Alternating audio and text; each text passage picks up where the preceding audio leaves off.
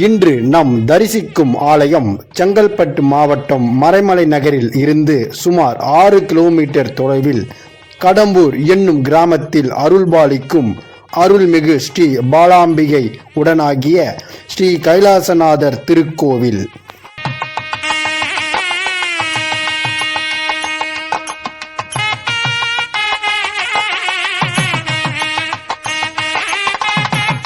சுவாமி கிட்ட 3000 வருஷம் சுவாமி பழசு. அகத்தியர்னால பிரதிஷ்டை பண்ண ஸ்தலம். சுவாமி சதுரமா இருப்பார், சதுர ஆவுடையார். ரொம்ப பழமை வாய்ந்த சிவாலயம்.